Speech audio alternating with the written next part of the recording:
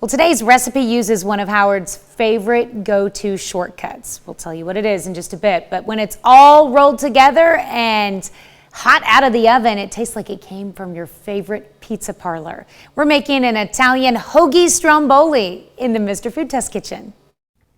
If your dinner routine is getting a little too routine, then we have just the thing to mix it up.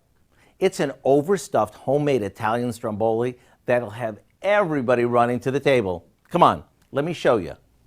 It starts by unrolling a refrigerated pizza crust onto a cutting board. Now comes the fun part. We layer on some sliced ham, and that can be Italian style or whatever's on sale. Sliced pepperoni, smoked provolone cheese, and some roasted red peppers that we've drained really well. We sprinkle this with Italian seasonings and a bit of garlic powder before rolling it up jelly roll style. Then we put it on a baking sheet and finish it with some Parmesan cheese before popping it in the oven. The nice thing about this is there are no rules, so feel free to change up the meats and cheeses. When this comes out of the oven, call the troops to the table and divvy it up. Maybe have a bowl of marinara sauce for Duncan.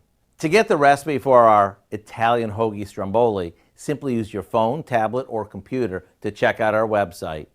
I love anything with pizza crust. Me too.